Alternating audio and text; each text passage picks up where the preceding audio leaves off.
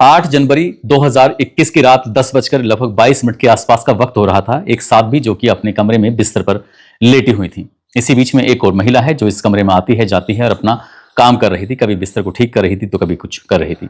इसी बीच में एक और शख्स है जिसने भगवा रंग के कपड़े पहने हुए हैं, साथ ही एक पगड़ी भी पहनी हुई है और चेहरे पर मास्क लगाया हुआ है। वो कमरे में आते हैं। कमरे में आने के बाद साध्वी के पास पहुंचते हैं। उन्होंने उनके गालों को छूते हुए, उन्हें पुचकारते हुए वहां से बिल्कुल हल्का सा हट जाते हैं और जैसे ही हटते हैं तो उसके बाद फिर साध्वी अपने बिस्तर से खड़ी होती हैं और खड़े होने के बाद उस शख्स को, उस व्यक्ति को एकदम से गले लगा लेती हैं। गले लगाने के बाद जिस तरह से उस व्यक्ति ने उस साध्वी को छुआ, टच किया, वो वाकई अपने आप में कई तरह के सवाल खड़े करने वाली बात थी। लेकिन वक्त बीतता चला जाता है और 4 साल 6 महीने 5 दिन का समय हो जाता है। 13 जुलाई 2025 की ये बात है। ये वीडियो सोशल मीडिया के अलग अलग प्लेटफॉर्म पर बहुत तेजी के साथ वायरल होने लगता है। लोग बस तरह तरह की बातें करने लगते हैं। ये कोई नहीं जानता था जो साध्वी हैं दरअसल उनको टच करने वाला, उनके गालों को छूने वाला, उनके गालों को पुचकारने वाला और साथ ही उन्हें गले लगाने वाला कोई और व्यक्ति नहीं बल्कि उनका गुरु भी होते हैं और साथ ही उनके पिता भी होते हैं। बस इसके बाद ये जैसे ही वीडियो वायरल होता है, वीडियो वायरल होने के बाद फिर मामला फिर ज्यादा ही सोशल मीडिया पर तरह तरह की चर्चाएं होना शुरू हो जाती हैं और 6 महीने बाद, इस वीडियो के वायरल होने के बाद 6 महीने 15 दिन के बाद आखिरकार संदिग्ध परिस्थितियों में इन साध्वी की मौत हो जाती है। और जैसी मौत होती है तो पूरे प्रदेश भर भी नहीं बल्कि सोशल मीडिया पर जहां जहां तक उनके चाहने वाले होते हैं वहां वहां इस बात को लेकर चर्चा हो जाती है कि आखिरकार इनकी मौत के पीछे की वजह क्या है। क्या ये सामान्य मौत थी या फिर उनकी हत्या कर दी गई? क्या है पूरी कहानी? इस कहानी के माध्यम से जानने और समझने की कोशिश करते हैं। आदाब, नमस्कार, सत श्री अकाल। मैं उस्मान सैफी। राजस्थान प्रदेश के जिला जोधपुर का एक थाना लगता है बोरानाडा और बोरानाडा थाना क्षेत्र के अंतर्गत आने वाला आरती नगर आश्रम है। 28 जनवरी 2026 की शाम की यह बात है। साध्वी प्रेम बाईसा, जिनकी उम्र लगभग 23 साल के आसपास होती है, उनकी तबीयत खराब हो रही थी क्योंकि एक दिन पहले ही 27 जनवरी 2026 को वो अजमेर में जाती हैं और कथा वाचन करके वापस आती हैं। आकर ये आश्रम में बताती हैं कि मेरे शरीर टूट रहा है, जैसे बुखार की स्थिति बनी हुई है। इस तरह से थोड़ी सी परेशानी सी महसूस कर रही थी। उन्होंने ही अपने आश्रम में गुरु और पिता उनसे बोलती हैं, उनसे बताती हैं। तभी उनके जो गुरु और पिता होते हैं, वीरमनाथ जिनका नाम होता है, वो एक कंपाउंडर को कॉल करते हैं, बुलवाते हैं। कंपाउंडर से पूरी बात, पूरी जानकारी बताते हैं कि इस तरह से एक दिन पहले ही अभी कथा वाचन करके आई हैं, थोड़ा परेशानी में है, ऐसा लग रहा है जैसे बुखार आ गया है, आप देख लीजिए क्या बात है। उन्हें देखा जाता है। देखने के बाद एक इंजेक्शन दिया जाता है और जैसे ही इंजेक्शन लगता है तो ऐसा बताया जाता है 30 सेकंड का भी वक्त नहीं हुआ था कि उनका शरीर ठंडा सा पड़ने लगता है। जैसे ही साध्वी प्रेम बाईसा का जो शरीर है ठंडा हो रहा है तो यहाँ पर घबराहट सी एक निश्चित वाली बात थी कि घबराहट होना, परेशानी होना, डर लगने लगता है कि आखिरकार हुआ है तो क्या हुआ है। तभी कुछ देर के बाद एक फैसला लिया जाता है कि एक काम करते हैं, इनको पाल रोड पर प्रेक्षा हॉस्पिटल है, वहां पर लेकर चलते हैं, दिखाते हैं। जैसे पाल रोड प्रेक्षा हॉस्पिटल में लेके जाते हैं, डॉक्टर ने देखते हैं और देखने के बाद बता देते हैं कि इनकी तो मौत हो चुकी है। इससे ये साफ साफ अंदाजा लगाया जा रहा था कि मौत यहां आके नहीं बल्कि मौत तो आश्रम के अंदर ही हो चुकी है। उस मौत के पीछे की वजह क्या है, क्या नहीं, इससे पहले कि कोई निर्णय लिया जाता है, कोई बातचीत की जाती है, कुछ आगे बढ़ा जाता, लगभग इस घटना के यानी कि मौत के करीब 4 घंटे के बाद इंस्टाग्राम पर 9:28 के आसपास का वक्त हो रहा था, एक पोस्ट डाल दी जाती है। उन्हीं के साध्वी प्रेम बाईसा के जो इंस्टाग्राम हैंडलिंग होता है उससे पोस्ट डाल दी जाती है, यानी कि जिसकी अभी मौत हुई है उन्हीं की मौत के 4 घंटे बाद वही अपनी मौत की एक तरह से घोषणा कर रहे थे। ऐसा लग रहा था जैसे क्या उन्होंने ही अपनी जान दी है, इस तरह की बात थी। लगभग 7 लाख से ज्यादा उनके इंस्टाग्राम पर फॉलोवर्स होते हैं और जैसे ये बात पता चलती है तो ये पोस्ट बहुत तेजी के साथ वायरल होना शुरू हो जाती है। जो भी उस इलाके में आसपास के लोग थे, जैसे जैसे उनके भक्त होते हैं, श्रद्धालु होते हैं, उन्हें इस बात का पता चलता है और वो भी तुरंत ही तत्काल प्रभाव से मौके पर पहुंच जाते हैं और मौके पर पहुंच जाते हैं उनके उस आश्रम में जहां पर उनका शरीर रखा हुआ था। बस इतना था। उसके बाद फिर हंगामा होना शुरू हो जाता है और जैसे जैसे हंगामा हो रहा था वैसे वैसे भीड़ भी बढ़ रही थी और भीड़ जो बढ़ रही थी उनका बस एक ही सवाल था कि आखिरकार मौत के पीछे की असली कहानी क्या है, असली वजह क्या है, उसके बारे में बताइए। अब जो भी मौके पे मौजूद थे वो समझ नहीं पा रहे थे। जब उनसे पूछा जा रहा था तो हर बार एक नई कहानी बताती जाती थी कि ये बीमार थी, इनको इंजेक्शन लगवाया, इंजेक्शन लगने के बाद उनकी तबीयत ऐसे हो जाती है, फिर इन्हें हॉस्पिटल ले जाते हैं। हर बार बताने का एक तरीका अलग होता था, हर बार बताने की बातें अलग होती थी, हर बार एक अलग कहानी होती थी। हंगामा बढ़ रहा था। पुलिस के पास अलग अलग सूत्रों से, अलग अलग सोर्सेज से फोन पहुंच रहे थे और जैसे ही पुलिस के पास फोन पहुंचता है तो पुलिस भी तत्काल प्रभाव से मौके पर पहुंच जाती है। साध्वी के जो पिता होते हैं वो हड़बड़ाए हुए थे, वो फैसला नहीं ले पा रहे थे कि आखिरकार मैं क्या बोलूं, क्या करूं, क्या ना करूं। जब उनसे पूछा जा रहा था तो अलग अलग तरह की बयानबाजी वो बता ही रहे थे। जब उनसे कहा जाता है कि इनका पोस्टमार्टम कराना होगा, पोस्टमार्टम की बात आती है तो वो पोस्टमार्टम को लेकर एकदम से तैयार नहीं होते हैं, और जैसे पोस्टमार्टम लेकर तैयार नहीं होते हैं तभी कहीं ना कहीं शक उनकी तरफ जाने लगता है।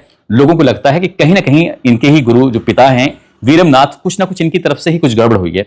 इसके बाद फिर पुलिस ने उन्हें समझाया, और जैसे पुलिस समझाती है तो आखिरकार संत वीरमनाथ जो होते हैं वो भी तैयार हो जाते हैं अपनी ही बेटी यानी कि साध्वी प्रेम बाईसा का पोस्टमार्टम कराने के लिए। अब जब पोस्टमार्टम होता है तो पोस्टमार्टम की प्रक्रिया कई घंटे तक चलती है, वीडियोग्राफी के माध्यम से पोस्टमार्टम होता है और इंतजार किया जा रहा था। और इसी बीच में कई तरह की बातें थी जो सोशल मीडिया पर चलने लगती हैं, और वो चलने लगती हैं कि जो 8 जनवरी 2021 को जो सीसीटीवी फुटेज थी वो जो सोशल मीडिया पर वायरल हो जाती है, 2021 की फुटेज थी, और 13 जुलाई 2025 को वायरल होती है, जिसमें साध्वी लेटी हुई हैं अपने बिस्तर पर। इसी बीच में उनके जो पिता हैं जिन्होंने पगड़ी पहनी हुई है भगवा रंग की, उन्होंने भगवा रंग के कपड़े पहने हुए हैं, भगवा रंग का उनका मास्क भी होता है। वो मौके पर आते हैं, आने के बाद पहले अपनी बेटी को पुचकारते हैं, पुचकारने के बाद वहां से हट जाते हैं। इसी बीच में साध्वी खड़ी होती हैं अचानक से और जाकर अपने पिता के एकदम से गले लग जाती हैं। लेकिन जो अंत का आखिर का जो दृश्य होता है वो अपने आप में कई तरह के सवाल खड़े कर रहा था। जिस तरह से उन्होंने उनको पकड़ा था तो शुरुआत में कोई इस बात का अंदाजा लगा ही नहीं पाएगा कि वो एक पिता हैं और उनके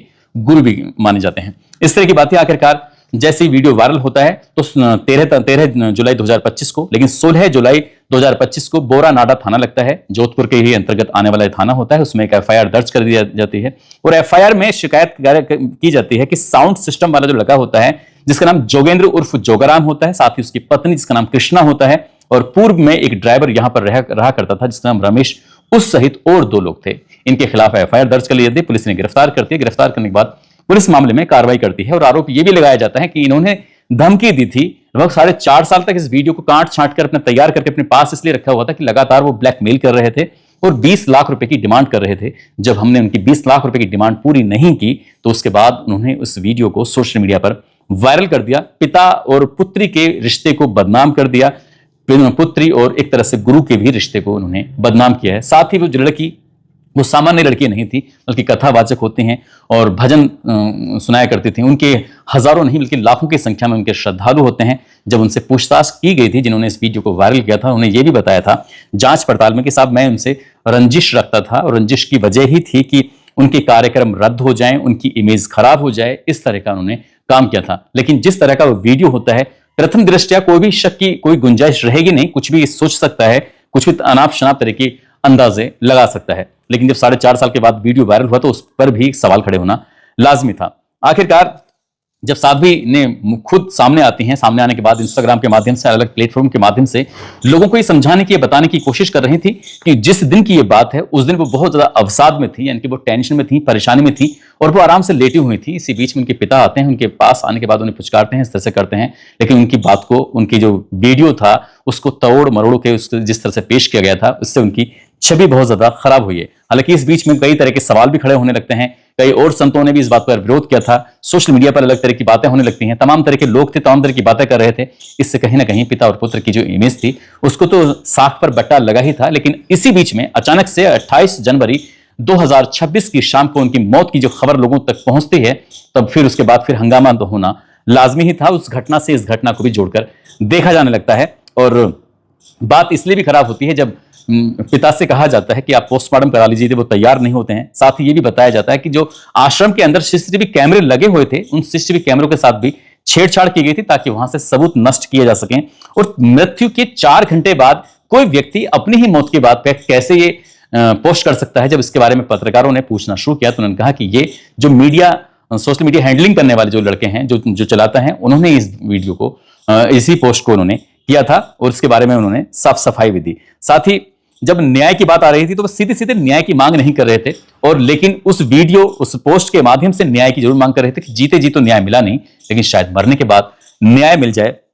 जब 4-5 घंटे हंगामा होता है, बात चल रही थी, तो हर कोई इस बारे में और भी जानने की कोशिश में जुट जाता है कि आखिरकार क्या मामला है। दरअसल जिला बालोतरा होता है, बालोतरा का गांव होता है परे गांव के रहने वाले होते हैं वीरमनाथ, जो कि ट्रक के ड्राइवर होते हैं। उनकी पत्नी वो हमेशा भगवान की भक्ति में लीन रहती थी। उनकी एक 4 साल की बेटी भी होती है। उस वक्त उनका पास एक बेटी के अलावा और कोई बच्चे नहीं होते हैं। ऐसा बताया जाता है कि एक बार उन्होंने ऐसा हठ धर्मी कर ली थी, उन्होंने जिद कर ली थी कि मुझे चौमासा का व्रत रखना है। चौमासा का व्रत का मतलब लगभग 4 महीने तक बिना कुछ खाए पिए वो रहना चाहती थी। और जैसे ही ये ट्रक ड्राइवर इनकी बीरमनाथ अपने घर पहुंचते हैं, उन्होंने अपनी पत्नी की इस हठ धर्मिता को देखा तो उन्होंने सिर्फ एक ही बात कही थी कि अगर तुम्हें ये व्रत रखना था तो आप मुझसे बता देती, मैं भी तुम्हारे साथ ही इस व्रत को रख लेता। आखिरकार 1 महीना कैसे गुजर जाता है पता ही नहीं चलता, लेकिन जो उनकी पत्नी होती है वो कुछ भी नहीं खाती हैं। जब खाना पीना जब सब छोड़ देती हैं तो तबीयत बिगड़ने लगती है। घर वाले परिवार वाले जब सबके सब लोग समझाने की कोशिश करते हैं, तब बीरमनाथ अपनी पत्नी को लेकर, अपनी जो 4 साल की बेटी होती है उसको लेकर यहां से निकल जाते हैं और सीधा पहुंच जाते हैं जोधपुर के आश्रम के अंदर, वहीं अपना ठिकाना बना लेते हैं। लेकिन कुछ समय के बाद ये खबर मिलती है कि जो बीरमनाथ की पत्नी होती हैं वो चल बसी हैं, यानी कि उनकी मौत हो गई है, उनकी मृत्यु हो गई है। अब जो बेटी है वो भी छोटी है, बेटी की साथ साथ पढ़ाई भी चल रही है, और पढ़ाई के साथ साथ जो वहां पर संत राजा राम जी होते हैं, संत कृपा राम जी होते हैं, उनसे उन्होंने कथा वाचन, भजन गायन और अध्यात्म की शिक्षा भी ग्रहण की थी। और जब 12 साल की उम्र में वो आती हैं तो पहली बार उन्होंने कथा वाचन किया था। तो लोगों में इस बात को लेकर चर्चा का विषय बन जाता है कि इतनी कम उम्र में इतनी जानकारी कैसे हो सकती है। वो अपनी पढ़ाई भी जारी रखती हैं। ऐसा बताया भी जाता है कि BA और MA की उन्होंने पढ़ाई की थी। फिलहाल उनकी मौत को लेकर तमाम तरह के सवाल खड़े हुए हैं। सभी लोग ये जानना चाहते हैं कि उनकी मौत की असली वजह क्या है। पुलिस से जब मीडिया कर्मियों ने बातचीत करने की कोशिश की तो उन्होंने मीडिया के सामने साफ साफ आकर एक ही बात कही कि अभी पोस्टमार्टम की रिपोर्ट आएगी, बिस्रा रिपोर्ट को सुरक्षित रख लिया गया है, और जो पोस्टमार्टम की रिपोर्ट होगी उसके आधार पर ही कहा जा सकता है कि आखिरकार उनकी मौत के पीछे की कहानी क्या है। FSL टीम हो या अन्य टीम हो, इस मामले की जांच पड़ताल कर रहे हैं। अब हजारों नहीं बल्कि लाखों की संख्या में लोग साध्वी प्रेम बाईसा की मौत का असली कारण जानना चाहते हैं कि क्या वाकई उनकी मौत हुई है या फिर उनकी हत्या की है।